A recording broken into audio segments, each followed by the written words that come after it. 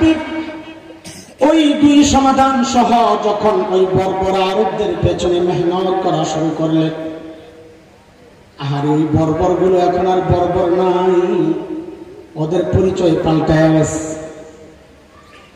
বলে নতুন পরিচয় বলেন না। বলে আমি কি বলবো? আল্লাহকে জিজ্ঞেস করো, মালিককে জিজ্ঞেস করলাম, মালিক।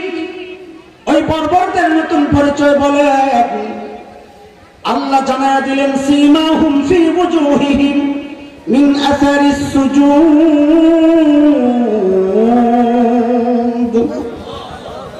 আল্লাহ জানায়া দিলেন ওদের চেহারার মধ্যে সেজদার চিহ্ন পাইবা। বলে সেজদার চিহ্ন তো বাহির দিয়া, তার মানে বাহিরে ফিটফাট আবার ভেতরে সদরঘাত কিনা? আল্লাহ বলেন না না না, আমার নবীর সাহাবীরা বাহিরও এক নাম্বার, ভেতরেও এক নাম্বার। বলে ভেতরে এক নাম্বার আমরা বুঝবো কেমনি? তো আল্লাহ যেন বলেন তোমার বুঝার দরকার কি? আমি ওদের ভেতরের পরীক্ষা নিয়েছি, আমি ওদের কলবের পরীক্ষা নিয়েছি, ওদের তাকওয়ার পরীক্ষা নিয়েছি। আমি দেখেছি ওই পরীক্ষায় ওরা পাস। কার কথা? চিৎকার করে বলেন কার কথা? সাহাবীরা পরীক্ষায় পাস, এই কথা কার? আল্লাহ।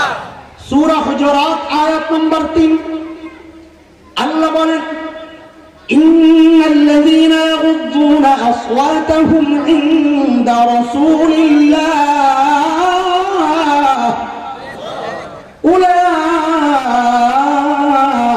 উলাইকাল্লাযীনা ইমতাহানাল্লাহু কুলুবাহুম লিত্তাকওয়া লাহুম মাগফিরাতুন ওয়া আজরুন আযীম।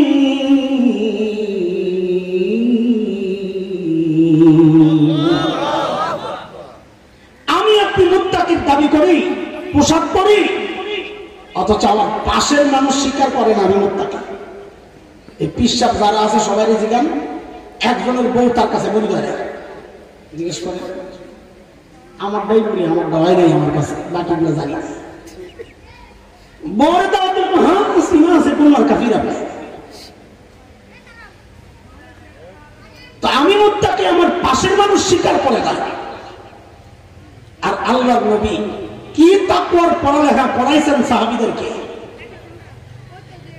তারা যে মুত্তাকি আল্লাহ নিজে সাক্ষী দিতেছেন।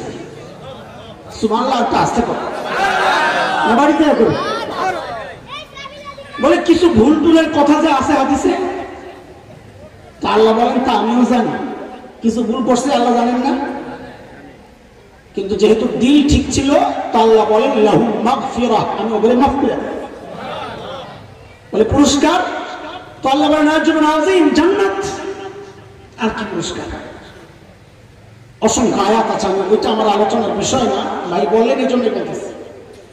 আল্লাহ যাদেরকে মাফ করেছেন, আর মুসলমান খেয়াল করেন, আল্লাহ যাদেরকে মাফ করার ওয়াদা করেছে, আল্লাহ যাদেরকে জান্নাতি হওয়ার স্বীকৃতি দিয়েছে,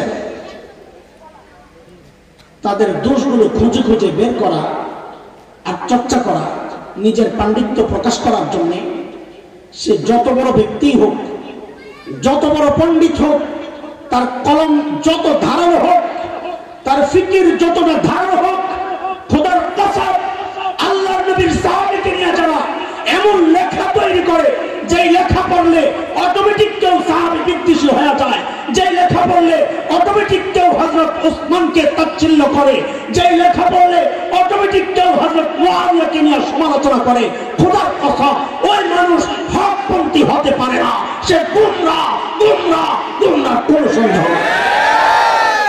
তাদেরকে যারা অনুসরণ করবে তারাও আল্লাহর নবীর সাহাবীদের দোষ তালাশ করো তুমি।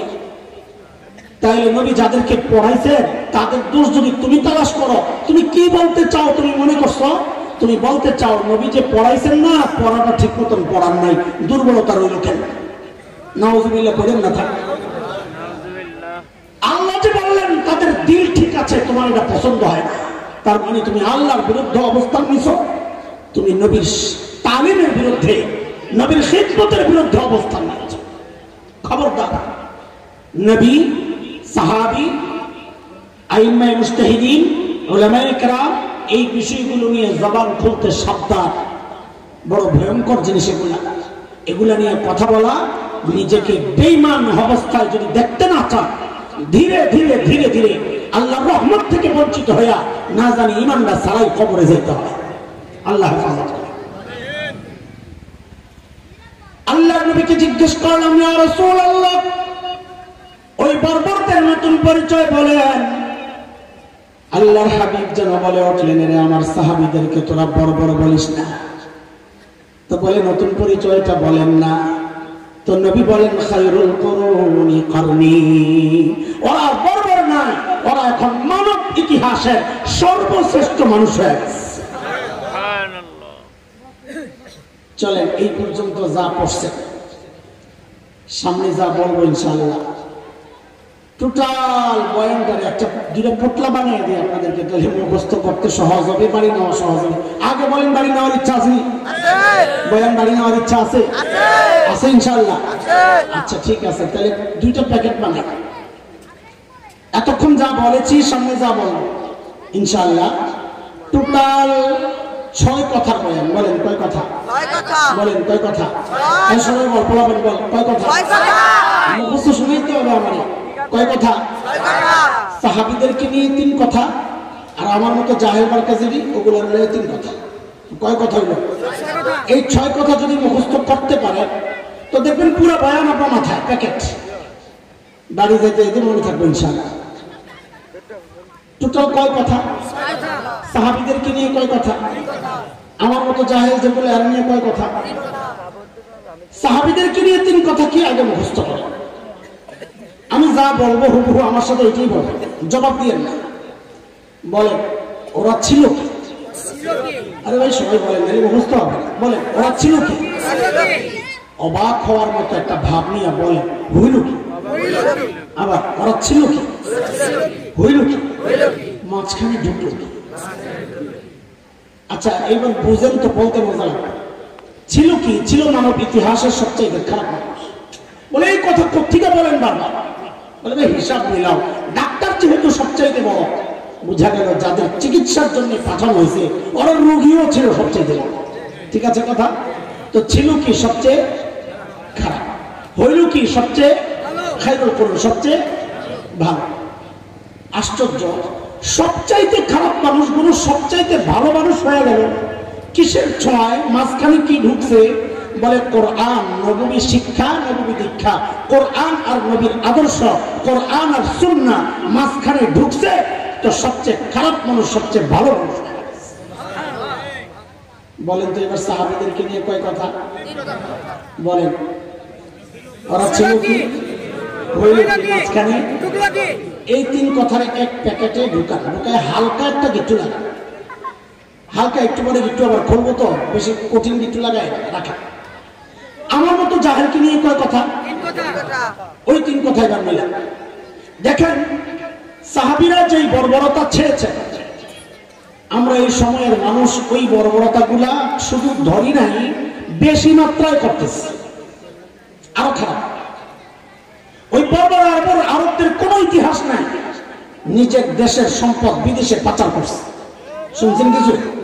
কিন্তু এই বর্বররা নিজের দেশের সম্পদ বিদেশে পাচার করছে, করে নাই?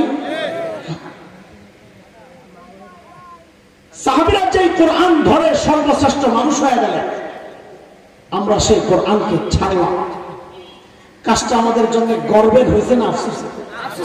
সবাই বলেন। তাইলে এবার আমাদের 3 কথা মিলা, আমাদেরকে খুব মনোযোগ বলেন, ধরলাম কি?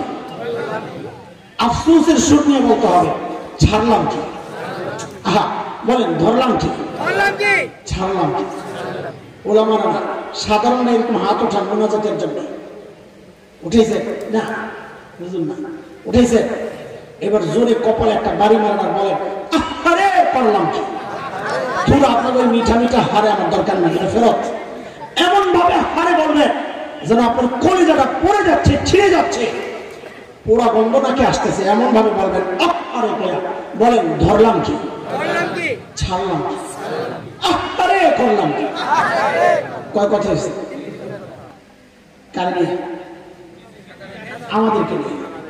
ওই 3 কথারে আরেক প্যাকেটে ঢুকা। যদি কিছু লাগাইছে ঠিক আছে, যদি সুযোগ পাই বের করবো ইনশাআল্লাহ। আগের পোটলাটা খোলেন, মনে আছে কাদেরকে নিয়ে কয় কথা বলেন? ধরলাম ছিল কি মাঝখানে, চলেন এই 3 কথার উপর কিছু কথা চলবে। মানুষগুলো ছিল কি এই আলোচনা শুরুতে আমরা করেছি। 1 পয়সার জন্য যারা মানুষ খুন করত, মূর্তি পূজা যেন মিস না হয়, বগলের তলে পকেটে করে সফরে মূর্তি নিয়ে যেত, নিজের মেয়েকে বাবা নিজ হাতে জীবন্ত দাফন করত। এই হলো মানুষগুলো ছিল। সেই মানুষগুলো কোরআনের ছোঁয়ায় ইসলামের ছায়াতলে এসে আল্লাহর নবীর শিক্ষা, আল্লাহর নবীর দীক্ষায় সেই মানুষগুলো হইল কি? চলেন এবার একটু দেখি পরিবর্তনটা দেখেন। আমি যে কোনো সাহাবীর কথাই যদি আনি সেটাই আমাদের জন্য শোনার জন্য যথেষ্ট। যে কোনো সাহাবী পরিবর্তন, একজন সাহাবীর কথা শোনায়। আমি গল্প সাধারণত বলতে চাই না, উদাহরণের জন্য বলি, গল্প দিয়ে বয়ান সাজাই না। তাও গল্প যেটা বলছি কিতাবের নাম সহ বলে দিব, যেন কেউ মনে না করে যে বানায় বলতেছে। আরবের এক বিখ্যাত কিতাব আছে, আরবে সমাদৃত, সুয়ারুম মিন হায়াতিস সাহাবা। ওই কিতাবের প্রথম ঘটনা এটা, আমি যেটা আপনাদেরকে শোনাতে চাচ্ছি। আল্লাহর নবীর এক সাহাবী ছিলেন হযরত সাঈদ ইবনে আমির আল-জুমাহি রাদিয়াল্লাহু তাআলা। ইসলাম কবুল করতেন হিজরতের বেশ পরে। দেরিতে মুসলমান হলে কি হবে? ঈমান ছিল বড় পাক্কা। কতটা পাক্কা? একটা ছোট্ট গল্প শুনলেই বুঝবেন ঈমানটা কত পাক্কা ছিল। সাইয়েদনা ওমর নরম না গরম বলেন তো? কেমন গরম? একটা ছোট্ট উদাহরণ হুজুর বলছেন কথা, কতটা গরম এই হাদিস থেকেই বোঝা যায়। নবী বলেছেন ওমর যে রাস্তা দিয়ে যায় শয়তান ভয়ে আর ওই রাস্তায় থাকে না। সেই ওমর যখন খলিফা, হযরত সাঈদ যাই একদিন বলছেন, ওমর আল্লাহ দায়িত্ব দিচ্ছেন ঠিকঠাক মতো আদায় করেন, নাহলে কিন্তু খবর আছে। বাপরে বাপ, কলিজায় সাহস। এই সাহস কই পেয়েছে? মানুষ নিজে যত সৎ হয় তার সাহসও তত উঁচা হয়। নিজের মধ্যে 2 নম্বরই থাকলে কথা বলবে মিন মিন মিন মিন করে, আর তেলের দাম বাড়াবে, কথার মধ্যে তেল দিয়ে তেলের দাম বাড়াবে। হযরত ওমরকে যখন বলছে এই যুগের শাসকরা হইলে কি করতে হবে, যে মিয়ার তো তেল বাঁচতে দেওয়া যায়, আরে আয়না করে ঢুকাও, বলতো কিনা? কিন্তু তিনি তো ওমর, তিনি কি আল্লাহর নবীর সৈনিক, ছাত্র।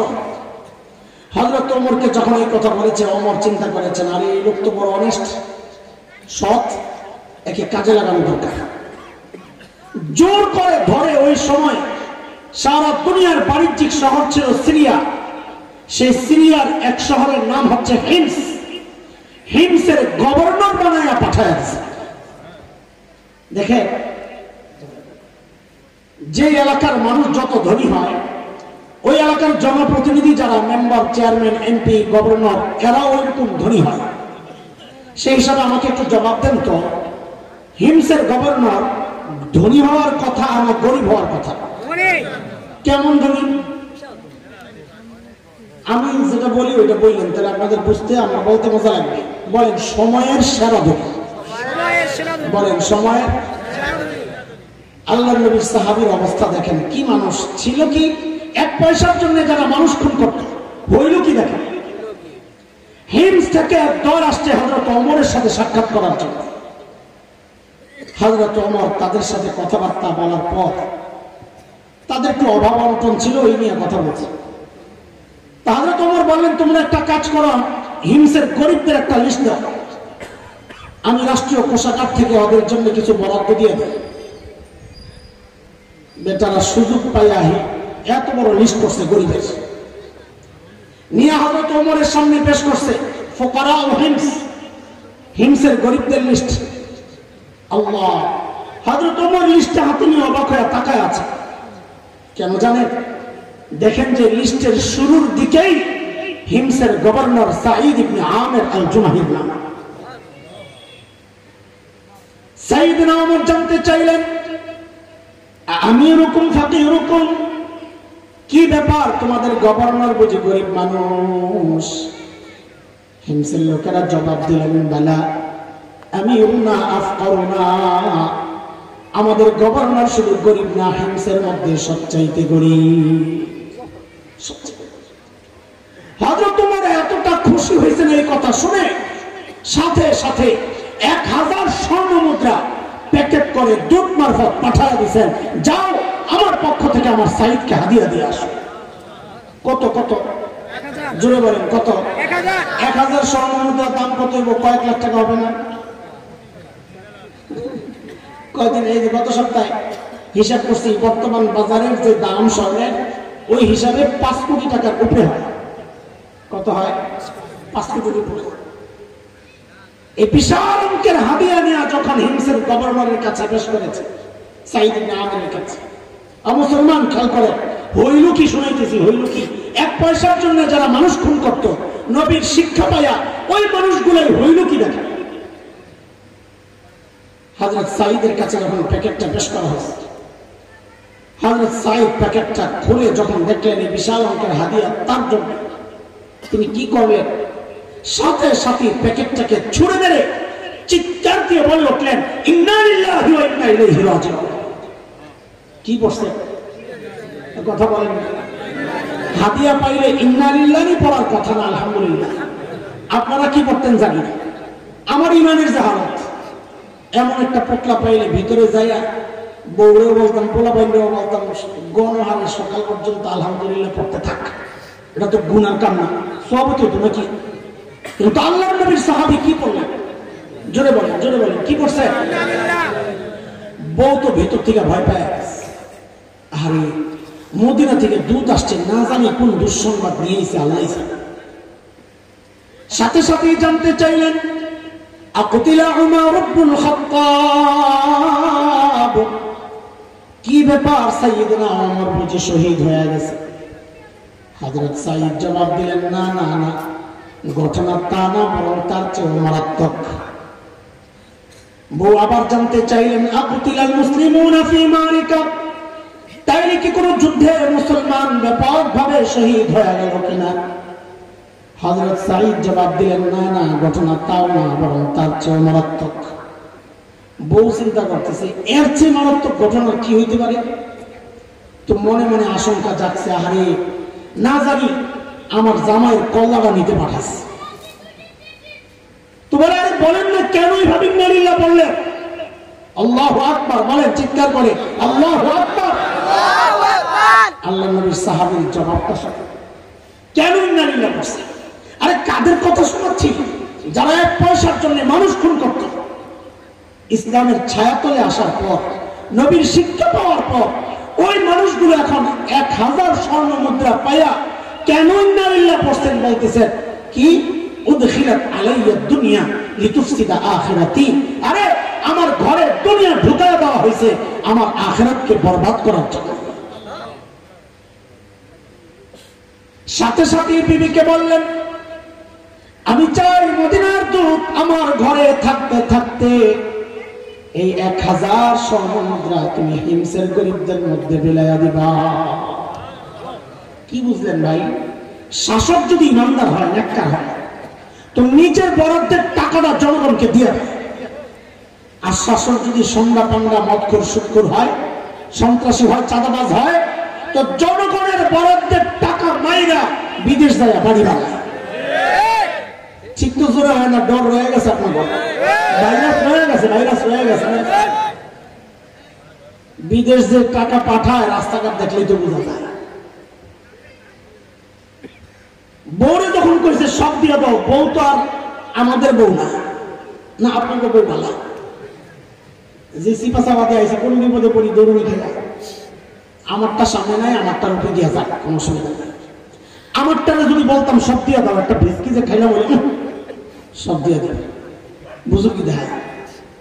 বেশি পিড়াপিড়ি করলে বলতো 2 ভাগ করে, অর্ধেক আমার অর্ধেক আপনার, আমারটা থাক, আপনারটা দিয়ে দেন, আল্লাহর রাস্তায় অনেক সওয়াব হবে। কিন্তু বউ তো সাহাবীর বউ, কার বউ? কার বউ? আল্লাহর বিধান কি? আল খাবিসাতু লিল খাবিসিনা ওয়াল খাবিসুনা লিল খাবিসাত ওয়াত-তাইয়িবাতু লিত-তাইয়িবিনা ওয়াত-তাইয়িবুনা লিত-তাইয়িবাত।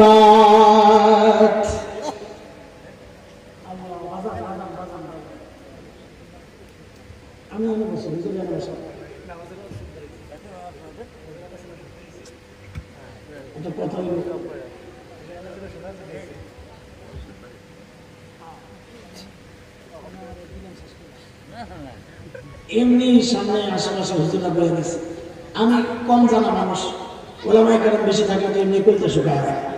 আমার এরকম মার্কা মারা হুজুর আইলে তো আরো সমস্যা, যে হাজারো আলেমের উস্তাদ। সুবহানাল্লাহ। একদিন জুমার দিন দেখে আমার মসজিদের মধ্যে একজন কেমন কেমন দেখা যায়, আমাকে এই লোক আইবা কেটে। পরে একজন জায়গা বলে কি যে দলা হুজুর আইছে, আমি পিন্ডা দিলা কই কোন কিছু বলছি। পরে সামনের থেকে আমার পেছনে আছে, একবার সামনে আয় না, আমার তো কলিতে শুকিয়ে গেছে। আল্লাহ আমাদের বড়দেরকে আল্লাহ লম্বা নেক হায়াত দান করে। ওনারা আছেন যতদিন আমাদের একটা ভরসা আছে যে আমরা ভুল করলে ধরবেন, আমাদেরকে ধমক দেওয়ার মতো ব্যক্তি ওনারা। ওনারা চলে গেলে আমাদের শাসন করার আর কেউ থাকবে না, আমরা তখন নষ্ট হয়ে যাবো খুব সহজে।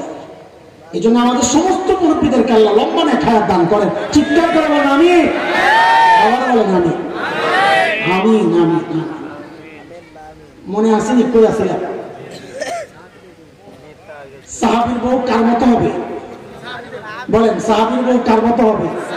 আমার বউ কার মতো হবে? তোমার বউ কার মতো হবে? পোলাপান বিয়ে করতে যায়, বউ পায় না, তাই বলা হুজুরের কাছে একটু পানি পড়া দিয়ে দেন। কেন?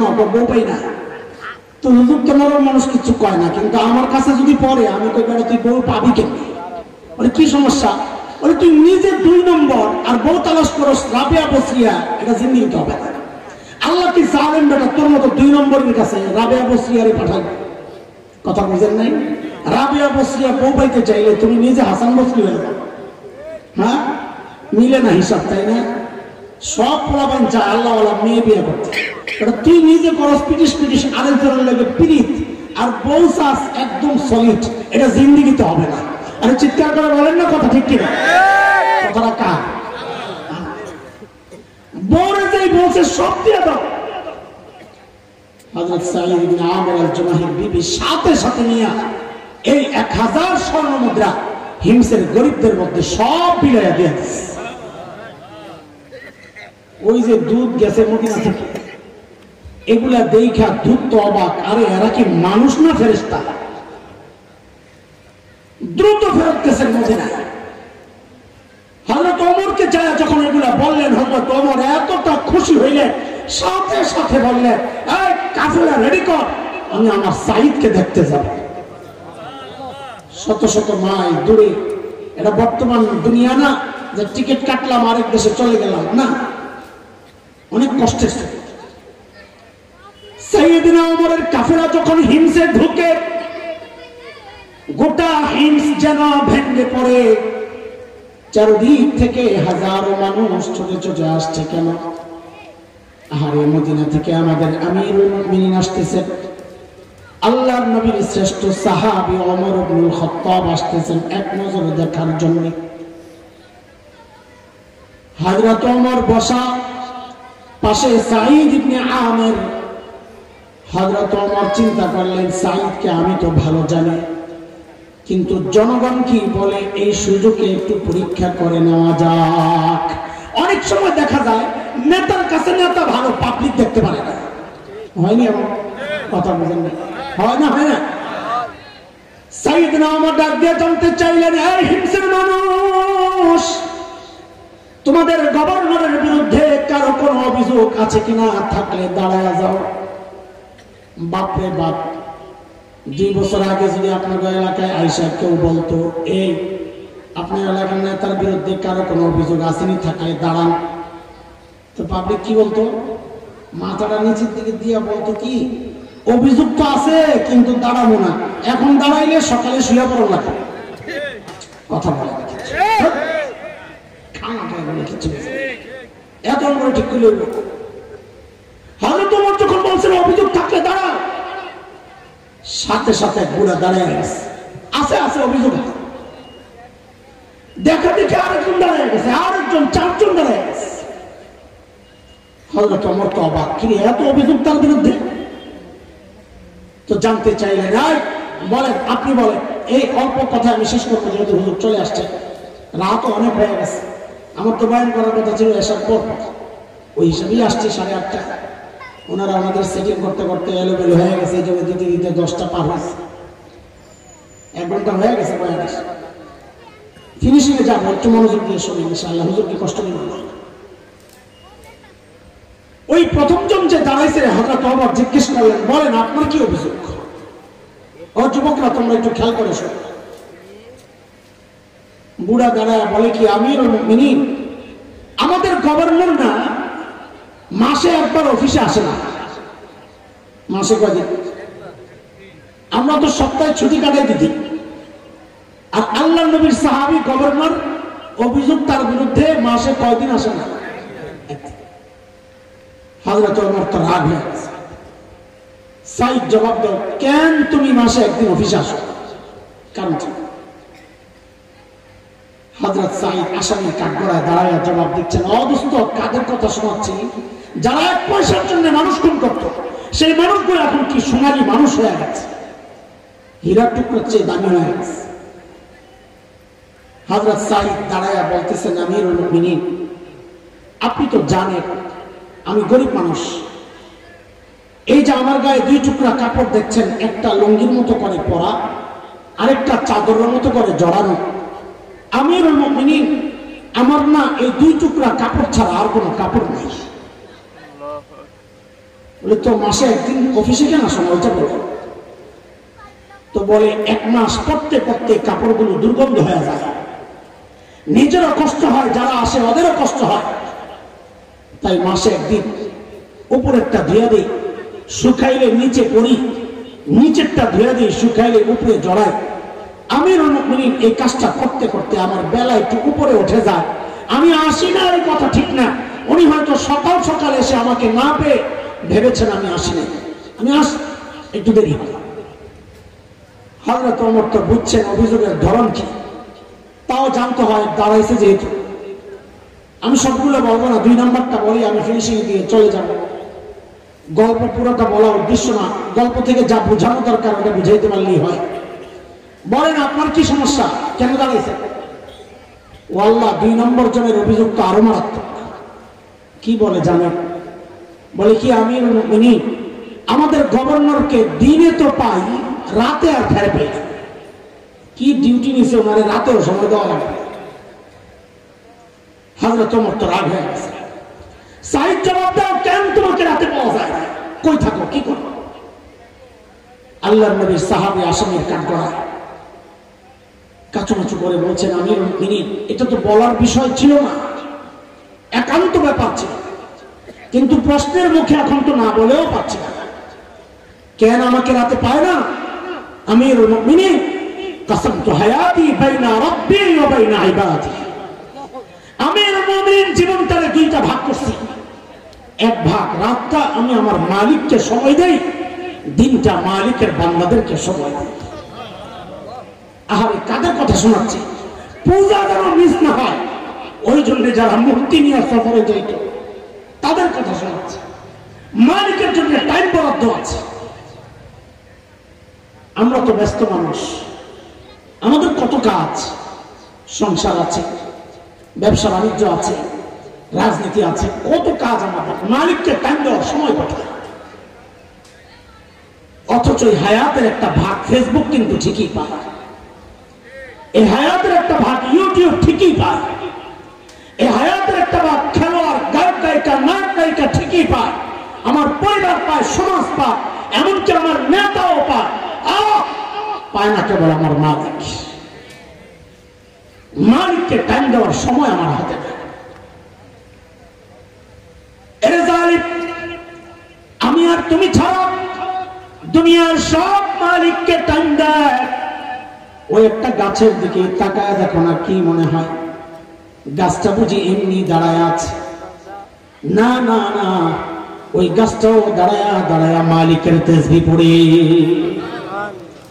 আর যে কুকুরটাকে নিকৃষ্ট প্রাণী মনে করে তাড়ায়া দেয়, ওই কুকুরটা রুকুর হালতে মালিকের তাসবিহ পড়ে। যে পোকামাকড় গুলোর পায়ে দলে মেরে ফেলি, ওই পোকামাকড় গুলো সিজদার হালতে মালিকের তাসবিহ পড়ে। পড়ি না কেবল আমি আর আপনি, কারণ আমাদের হাতে সময় নেই, ব্যস্ত মানুষ। কসম আল্লাহর যুবক, কসম আল্লাহ, সময় একদিন আসবে, করার থাকবে না কিচ্ছু।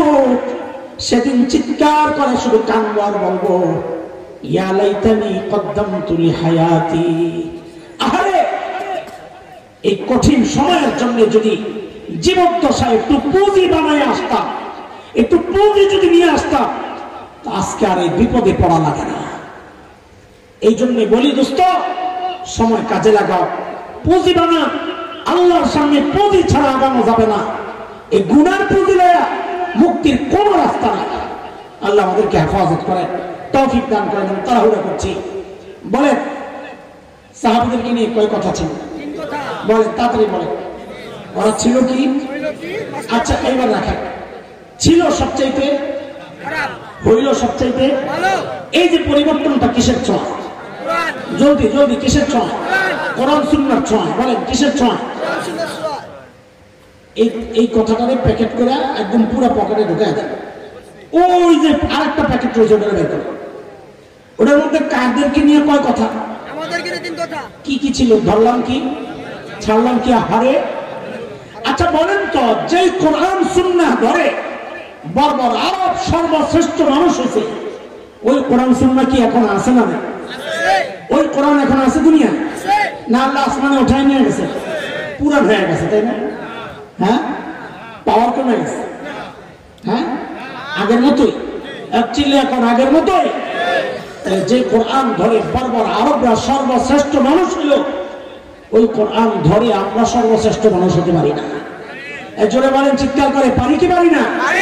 যদি পারি, যদি মনে হয় যে কোরআন মানুষকে সর্বশ্রেষ্ঠ মানুষ বানায়, তাই সন্তানকে অধিক অধিক না ঠেলা কোরআনী প্রতিষ্ঠান মাদ্রাসায় পাঠায়া দিবেন।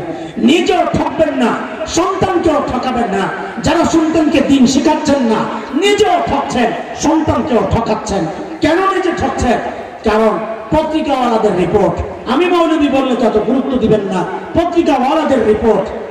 মানব জমিন পত্রিকায় আসছিল 3-4-5 বছর আগে, কি উচ্চ শিক্ষার হার যত বাড়ছে, সন্তানের সাথে বাবা মায়ের দূরত্বটাও তত বাড়ছে। এই কথা কি মিথ্যা কথা? এর বাস্তব হচ্ছে, বৃদ্ধাশ্রমে যায় দেখেন, কয়জন আলেমের মা পাইবেন, কয়জন হাফেজের বাবা পাবেন? একজন পাবেন না, ইনশাআল্লাহ একজন পাবেন না, আমি চ্যালেঞ্জ করছি। তারপর মনে মনে ভাবলো, না আপনারাই জিতে গেছেন, আমরাই ঠকে গেছি। খোদার কসম খায়া বলি, আমারে আমার মা বাবা যে রাস্তায় দিছে, আমি নিজেও ঠকি নাই, আমার মা বাবাও ঠকেন নাই। আফসোস আমারও করতে হচ্ছে না, আখিরাতেও করবো না ইনশাআল্লাহ। আমার মা বাবাকেও করতে হচ্ছে না, আখিরাতেও করবে না ইনশাআল্লাহ। এই জন্য আজকের এই মাহফিল থেকে, সিরাতুন নবী মাহফিল থেকে, নবীর জীবনী, নবীর মৌলিক যে খেদমত ছিল, যে কাজ ছিল, মৌলিক যে দায়িত্ব ছিল, সেই আলোকে দুটো কথা বলতে চেয়েছি, চেষ্টা করেছি এলোমেলো অবস্থার মধ্যে।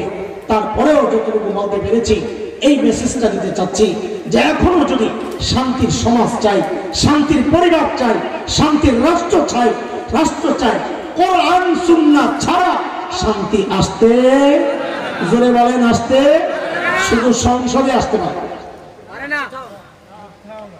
আরে সবাই থাকবে, কোরআন সুন্নাহ ছাড়া শান্তি শুধু সংসদে আসতে পারে, গণভবনে আসতে পারে, বঙ্গভবনে আসতে পারে, সচিবালয়ে আসতে পারে, আসতে পারে না। তাহলে প্রতিজ্ঞা করেন ইনশাআল্লাহ, সব দেখা শেষ। বলেন সব দেখা, সব দেখা, চিৎকার করে বলেন সব দেখা। এবার দেখতে চাই কোরআনের বাংলাদেশ, ইনশাআল্লাহ। বলেন ইনশাআল্লাহ, সব দেখা। এবার দেখতে চাই